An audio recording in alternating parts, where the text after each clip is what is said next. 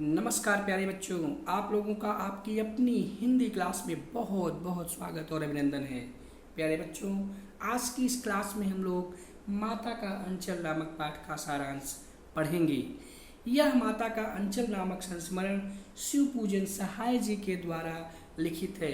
इसमें उन्होंने यह बताया है कि पिता अपने बच्चे को चाहे कितना ही प्यार करे, स्नेह करे, और बच्चा भी वह सारा दिन अपने समय को अपने पिता के साथ बिताए, लेकिन जब अंत में उसके ऊपर दुख पड़ता है, कष्ट पड़ता है, तो वह पिता की गोद में अपने आप को सुरक्षित ना मानकर वह माँ के आंचल में ही अपने आप को सबसे ज़्यादा सुरक्षित मानता है और फिर वह पिता के स्नेह को भूल करके सीधे माँ के आंचल में चला जाता है। तो कहने का मतलब है कि इन्हीं से घटनाओं से आधारित जो है यह माता का आंचल नामक पाठ है। आइए हम लोग इसके सारांश को पढ़ते हैं।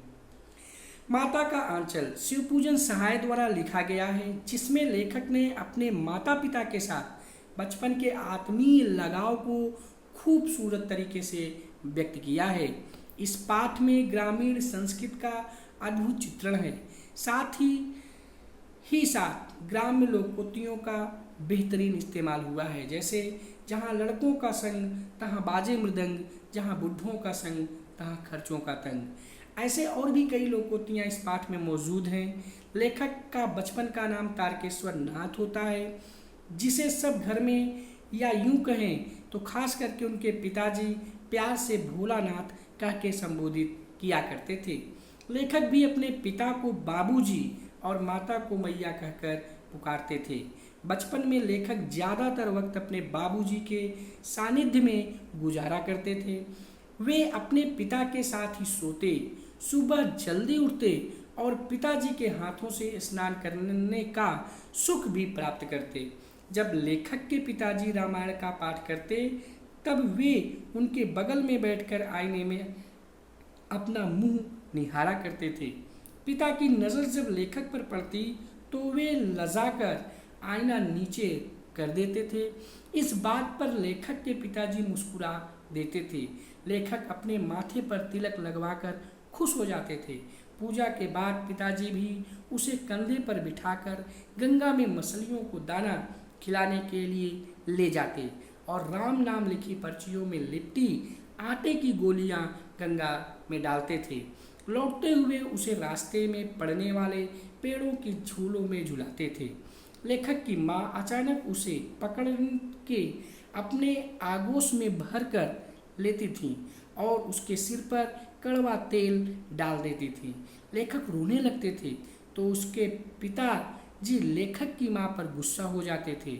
रोने के बावजूद भी माँ बालों में तेल डालकर कंघी कर देती थी। कुर्ता टोपी पहनकर, चोटी गूंथकर, फूलदार लट्टू लगा देती थी। लेखक रोते रोते बाबूजी की गोद में बाहर आते थे। बाहर आते ही वे बालकों के झुंड के साथ मौज मस्ती में डूब जाते थे। वे चबूतरे पर बैठकर तमाशे और नाटक किया करते थे, मिठाइयों की दुकान लगाया करते थे। घरौंदे के खेल में खाने वालों की पंक्ति में आखिरी में चुपके से बैठ जाने पर जब लोगों को खाने के से पहले ही उठा दिया जाता था तो वे पूछते थे कि भोजन फिर कब मिलेगा। लेखक से उनके पिताजी का बेहद लगाव था।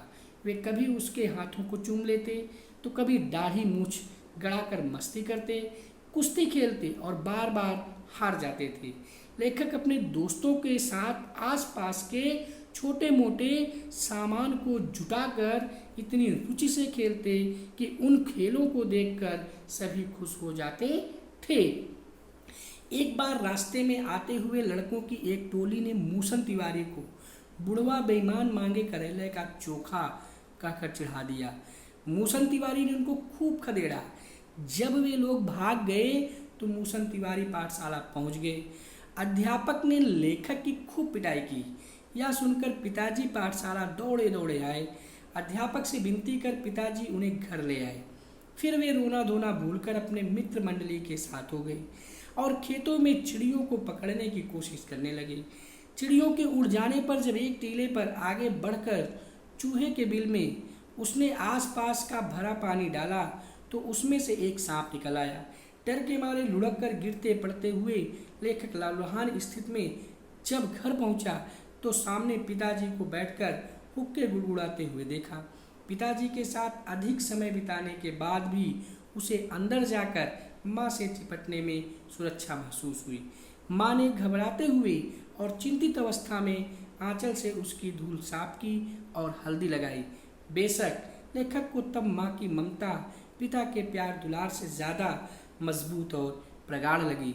शायद उस वक्त माँ का आंचल लेखक के लिए किसी महफूज आशियाने से कम ना था।